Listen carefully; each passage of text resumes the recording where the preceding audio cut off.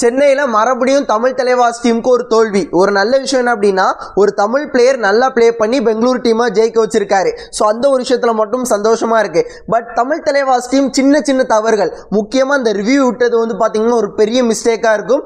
ஏன்னா அந்த ஒரு இடத்துல அந்த ரிவ்யூ மட்டும் இருந்துச்சு அப்படின்னா, ஒரு சில இடங்களில் ஜெர்சி புல்லிங்னால நம்மளை வந்து ஸ்டாப் பண்ணாங்க.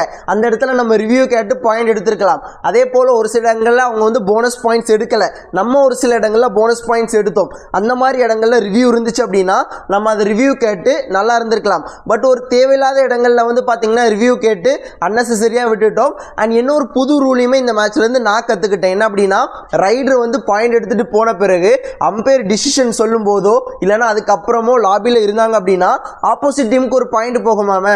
ஸோ இந்த மாதிரி விஷயங்கள் இந்த மேட்ச்லேருந்து கற்றுக்கிட்டேன். அண்ட் நம்மளோட டிஃபென்ஸ் இன்னைக்கு டோட்டலாக ரொம்ப ஸ்லோவாக இருந்துச்சு.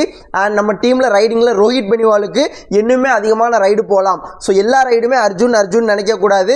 கண்டிப்பாக ரோஹித் பெனிவாலுக்கு நிறைய சான்சஸ் கொடுக்கணும். திராஜை கொண்டு வாங்க. ஆனால் ஒரே விஷயம் சொல்கிறேன், இது வரைக்கும் நான் பிகேஎல் சீசன் 5லேருந்து பிகேஎல் வந்து பார்க்க ஆரம்பிச்சிருக்கேன். பட் அந்த சீசன்லாம் கற்றுக்கிடாமல் இந்த ஒரு மேட்ச்சில் நிறைய புது ரூல்ஸை வந்து கற்றுக்கிட்டேன். அண்ட் முக்கியமான விஷயம் என்ன அப்படின்னு கேட்டிங்கன்னா, இன்றைக்கான மேட்ச்சில் எல்லா டிக்கெட்டுமே புக் பண்ணியிருக்காங்க. ஸோ இது வரைக்கும் ரொம்ப ரேராக தான் நடக்கும். ஸோ இன்றைக்கான மேட்சஸில் எல்லா டிக்கெட்டுமே புக் பண்ணி ஃபேன்ஸ் வந்து மேட்ச் வந்து பார்த்துருக்காங்க.